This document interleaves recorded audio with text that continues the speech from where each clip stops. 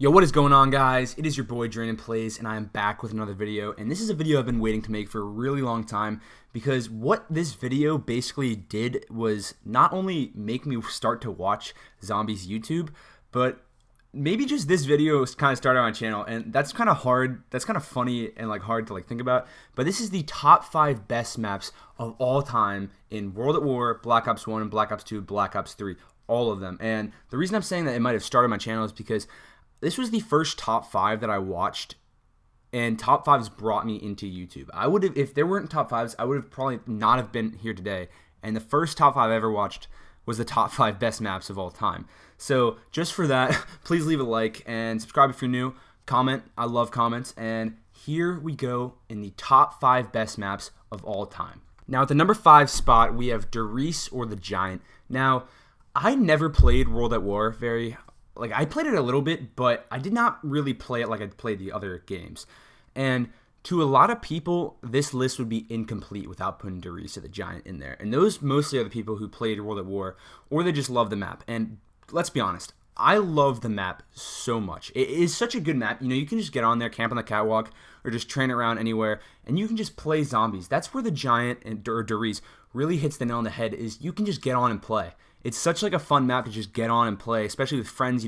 So many things you can do, and it's such a challenge with multiple people as well. And again, that's why it has to be on this list. It's such a fun map that you can just get on and play zombies, and it really was one of the maps that jump started zombies as a whole. If there wasn't the Giant or Derice, we wouldn't have Pack-a-Punch. We wouldn't have the teleporters.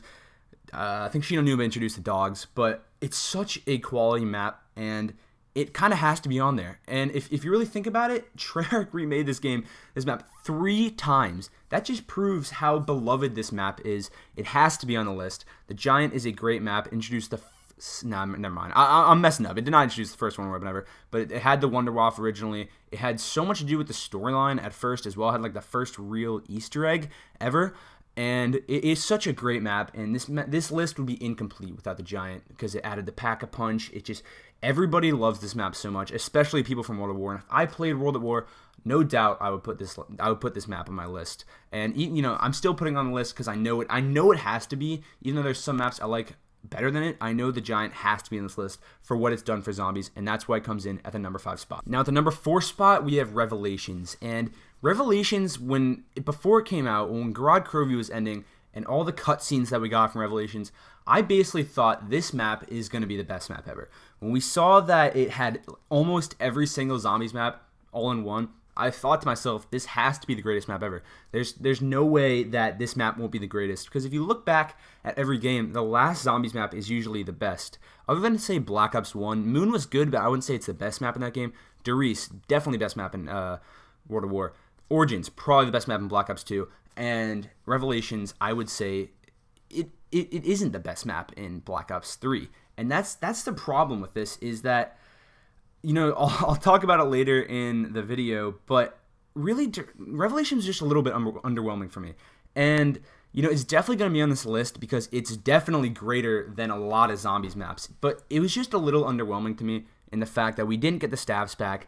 The Easter egg was okay, but it really wasn't that good. If you look back to the Origins Easter egg, or even Garage and Eisendrache, those Easter eggs were so good, and the community was just not satisfied with these Easter egg, and that's partially the reason why it's only at the number 4 spot. I really had higher expectations for Revelation. It's still a great map, don't get me wrong. You have the Thunder Gun brought back. You have the Apothecan's Servant finally being upgraded. You have basically every map and all the zombies in there. It's such a good map, but I was just a little underwhelmed, and that's why it's coming at the number 4 spot. If they had, say, a better Easter egg where we got what we wanted, or even if there's a super Easter egg. If there's a super Easter egg, I'll do another top 5, and maybe this will move up.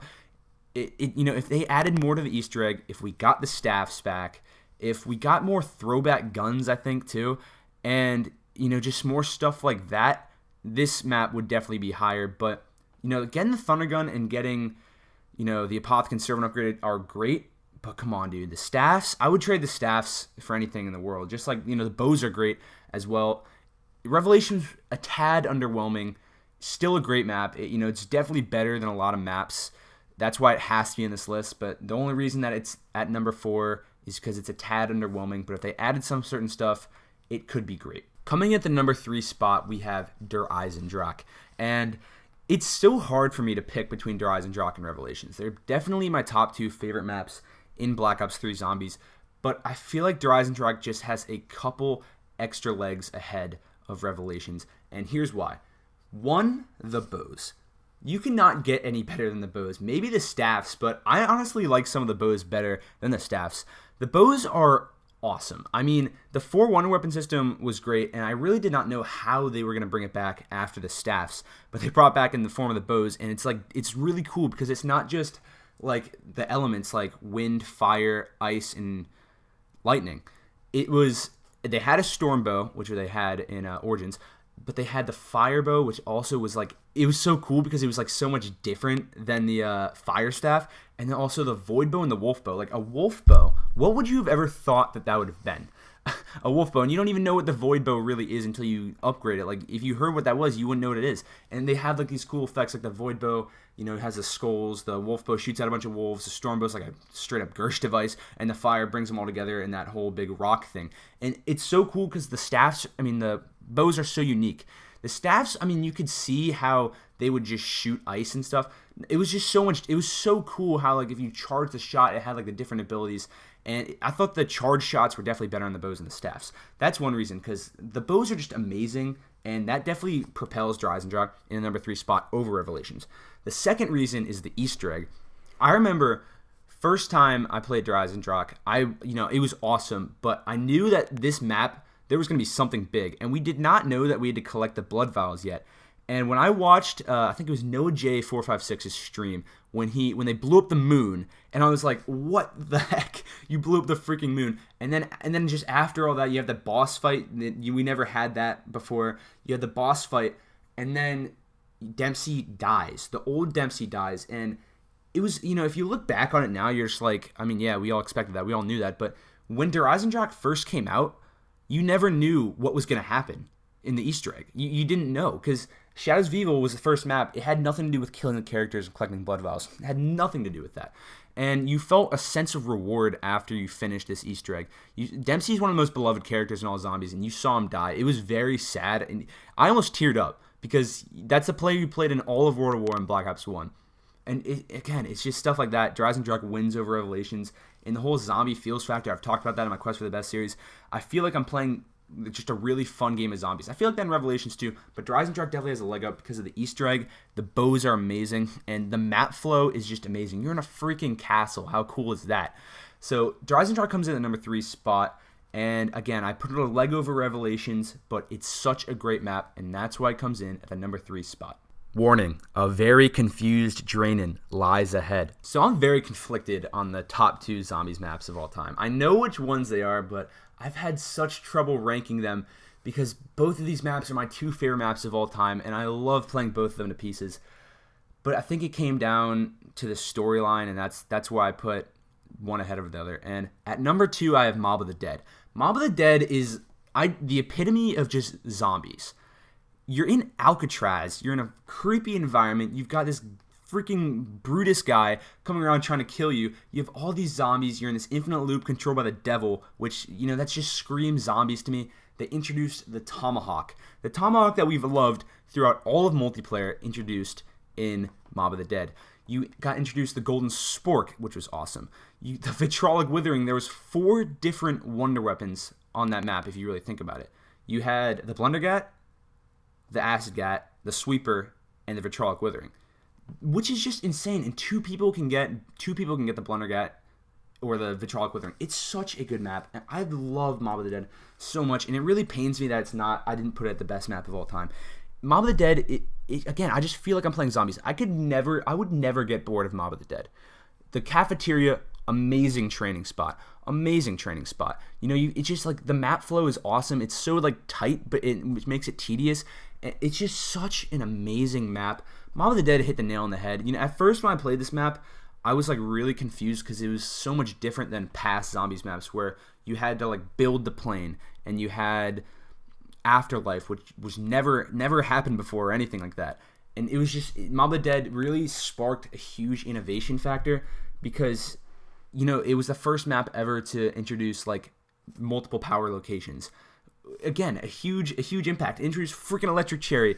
Everything about this map is great. I don't even know one thing about this map that I don't like. The freaking Pack-a-Punch camo, whoo god, that is just amazing. And I'm so mad I couldn't put it at the #1 spot. It's such a good map. Mob of the Dead is amazing. Like, I'm just trying to list all the things it did wrong, and I can't. I don't know one thing Mob of the Dead did wrong. Let's think of the things it did right. The whole Wonder Weapon thing. The Golden Spork. The Tomahawk. Brutus was a tedious boss at times, but he was not very annoying. The Cafeteria, which is great. Just the map flow as a whole. Afterlife was awesome. Just everything is so good on Mob of the Dead, and I'm so mad I couldn't put it first because, honestly, it might be my personal favorite of all time. It's definitely a tie between this and the first map, but I couldn't put it at 1 because the #1 spot is slightly better, but Mob of the Dead, amazing map. I love it so much. I love it to pieces. It's, I would say, by far better than the other maps on this list before it. Mob of the Dead, I love you so much. You are awesome. I'm sorry I couldn't put you at #1. Now, I thought I'd put in a little honorable mention because I really love this map, and this map's one of my favorites of all time. And even though it's probably not a top 5 map in zombies, like total or whatever, even top 6, I love this map to pieces, and I thought I had to put this on there. This is Call of the Dead. Call of the Dead, I love this map so much, and I'm not sure why I love it so much. I didn't really play it that much when it came out. I was basically only played Kino, but this map, it's so cool. Without, George is annoying and the fog is annoying, but it introduced like the zip line. The scavenger is one of the most badass weapons ever. It's awesome. Just the flow of the map is awesome. You have that lighthouse training spot, and they really made a point that this map is going to be hard, and you're gonna struggle with it to get to a high round because the wonder weapons aren't as good as usual, and you're not going to have like the usual anemones that you usually have. It's such a great map. I love Call of the Dead to pieces, and I really felt like this would be incomplete without it. It might not be a top 5 best map of all time, but in my heart, man, I love Call of the Dead. Now at the #1 spot, what else could it be? It has to be Transit. No. I'm kidding. I would never do that. Transit sucks. It has to be Origins. Origins, where do I even start? I'll tell you how much I love Origins, and it's just crazy.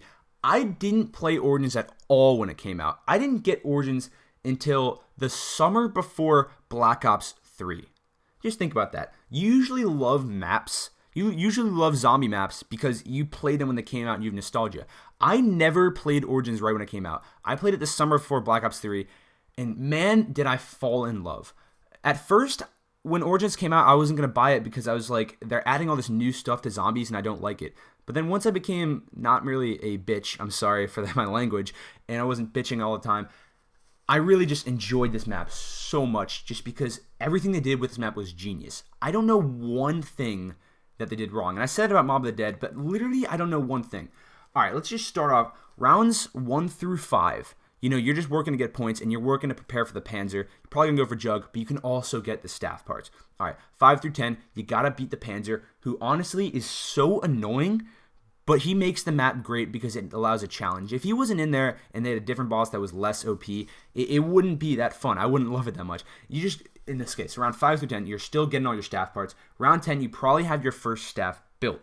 And then the quest for ultimating it is just, I can never get enough, especially the ice staff, the wind staff, and the fire staff. I don't really like ultimating the lightning staff because it's kind of a tedious process, but I just love the quests to do all that stuff.